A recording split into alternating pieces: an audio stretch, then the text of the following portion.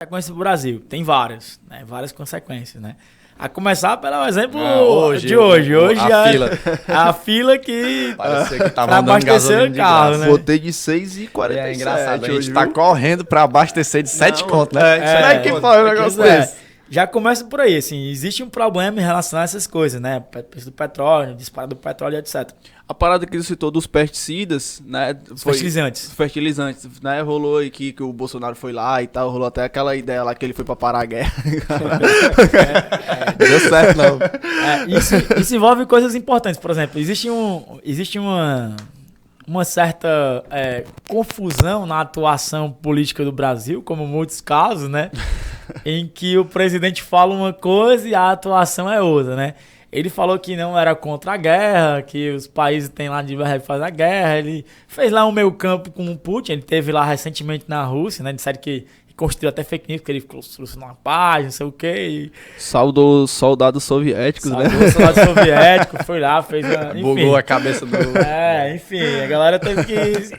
O cara vai saudar o soldado comunista, enfim. Coisas, contradições da vida pública. E aí, assim, existem várias implicações para o Brasil. Primeiro, essa questão dos fertilizantes, que eu vou já desenvolver ela, mas outras implicações. O Brasil... No Conselho da ONU, voltou a favor das sanções, né? A partir de seus diplomatas, votou a favor das sanções, né? Que foram impostas da Rússia de forma bem autoritária, várias coisas importantes, várias imposições, várias coisas que têm que ser discutidas, né? E, ao mesmo tempo, o Brasil depende da compra de fertilizantes, né? Uhum. E não é uma coisa tão fácil de você resolver assim. Eu vi hoje uma jornalista no UOL. Ela é até especialista nessa área de comércio exterior, ela dizendo assim, não é fácil você compra de um país e você vai lá comprar de outro, porque não é assim que funciona. E o Brasil hoje, ele importa 20% dos fertilizantes, que são fundamentais para o agronegócio brasileiro, que é uma das bases desse governo atual, o agronegócio. Então, assim, não é eu vou trocar a Rússia por outro país, que não é assim tão fácil que você faz assim. São países que fornecem, são relações de contratos, então tem toda uma discussão aí importante, né? E uma das respostas desse governo, que é uma resposta para mim absurda, né, foi a votação, né, que está acontecendo agora, de avanço sobre terras de origem indígena, terras nativas, né, de povos nativos. Então, assim, isso é um absurdo total, né? Os povos indígenas já sofrem com ataques violentos, né? Há pouco tempo atrás a gente viu os descasos com os povos Yanomamis na Amazônia. Então, assim, as consequências do Brasil podem ser consequências de impactos econômicos mesmo, além do petróleo, do preço dos combustíveis, da inflação que deve crescer não só no Brasil, mas no mundo, né? A Europa hoje está na casa dos 6% de inflação. Isso não está dado que vai controlar não, porque tem toda uma discussão aí de recursos que podem aumentar o preço, disparar o preço de produtos, de alimentos. Então, como eu disse, o trigo, 30% do trigo mundial vem da Rússia. Então, o trigo é a base de alimentação de vários países. Quem é que não come pão francês, né? Então, o trigo vai disparar. Então, existe todo um problema aí econômico mundial em relação a isso. E o Brasil está dentro desse processo, né? Quais as consequências a longo prazo? Por isso que eu estou dizendo, é importante a gente deixar aberto, porque a gente não sabe qual vai ser. Sim. A curto prazo dá para perceber. Aumento dos produtos e aumento do petróleo no Brasil vai aumentar a inflação. Tu acha que quanto mais se estender essa guerra, né?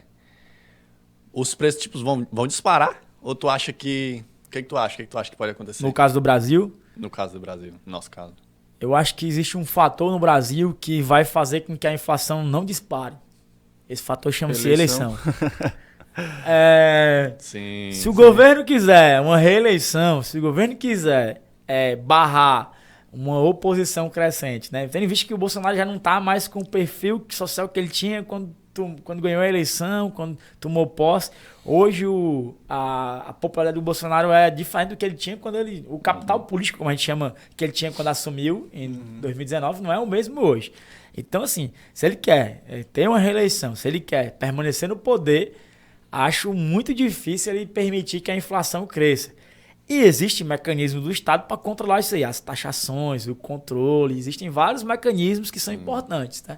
Então, assim, eu penso que não é a melhor alternativa para esse governo, deixar a inflação galopar. Se a inflação galopar, acabou, né? Aí acho difícil eles conseguir a reeleição. É a última pá de cal. Bate no bolso do cara. O cara começa a ver a gasolina R$9, o gás de cozinha R$150. Caralho. É só você olhar pra recentemente que o povo já tava usando álcool pra cozinhar. Então, assim, e a pauperização do Brasil é acentuada. Na nossa vez de ser adulto é guerra, gás a 150 conto, pandemia. Tu é doido. É isso, Ainda bem né? que eu não vendi a minha bike. Roubaram uma Vou bike. voltar a comprar um, é o jeito. Tá lá em casa, mano. A bike. Ah, é? É. Pronto. Aí Tá tá doido, feito. Eu vou agora me policiar pra acordar mais cedo e vir de bike. Aí. Trabalho. Eu vou fazer a mesma coisa.